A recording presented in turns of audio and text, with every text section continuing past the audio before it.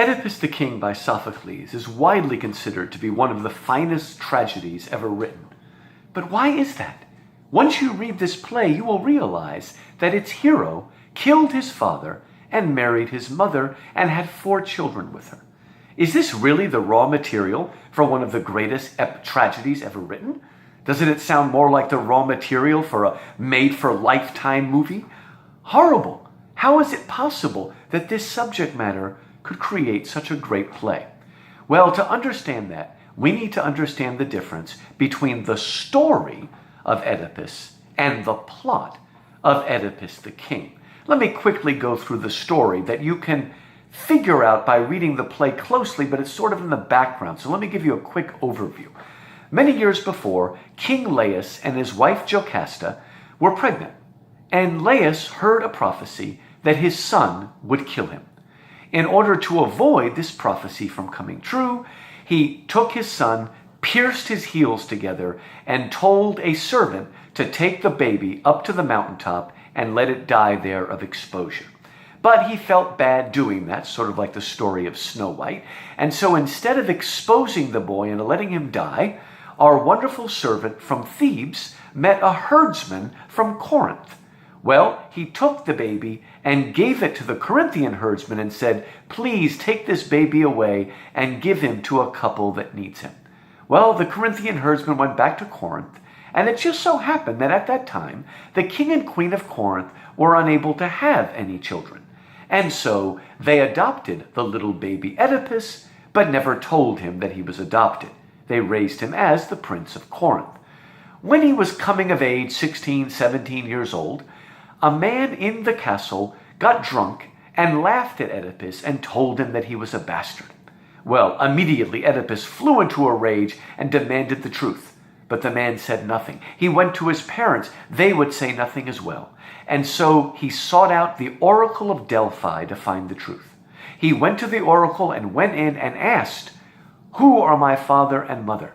But instead of answering that question, the oracle of Delphi kicked him out of the sacred temple and said, "You must leave, you are unclean, for you shall kill your father and marry your mother."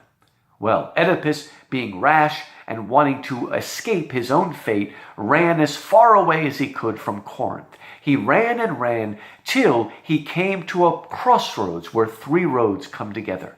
There he met a hunting party going out to hunt.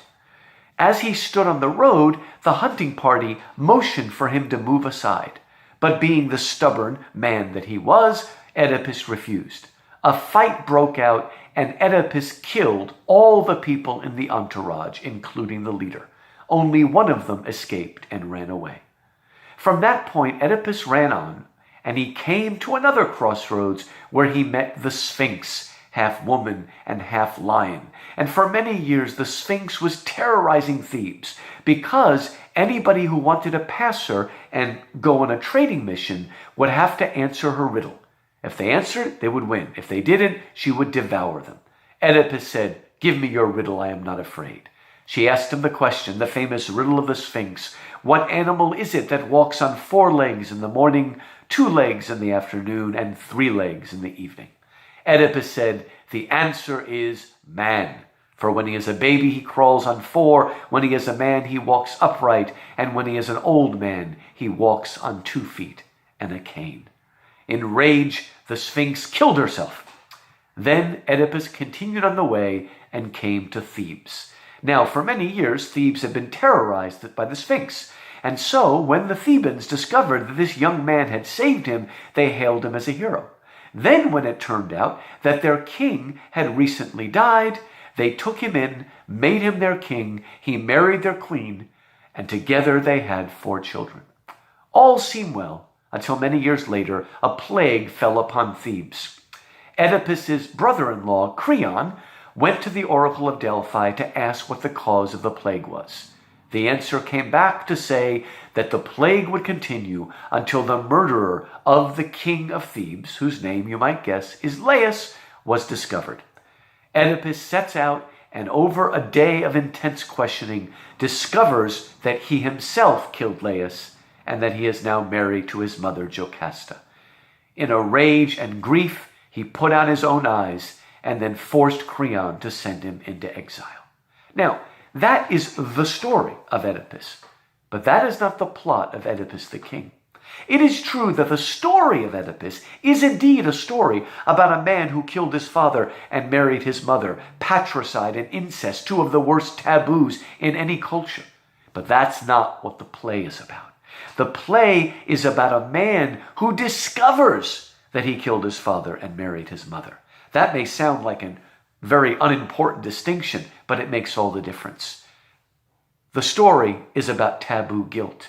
The plot is about a man who is so unswervingly devoted to the truth that he presses on and on until he finds the truth about himself, even if it destroys him. Now, some of you might say to yourself, what does that have to do with me? How can I possibly identify with Oedipus? Well, I don't think that you're going to discover someday that you killed your father and married your mother. But you may discover late in life that somehow you did something wrong that made a shambles of your life. And that is what Oedipus discovers and has to deal with that tragic knowledge. But there is another, maybe even greater reason why the story is different from the plot and why the raw material of, again, a Lifetime TV movie becomes the raw material for one of the great tragedies. When you look at the story of Oedipus, I told you a moment ago, it is the story of a man who is the complete prisoner of fate. Predestination, whatever you want to call it, destiny. He can do nothing to escape it. He tries to run away from it and runs right into it.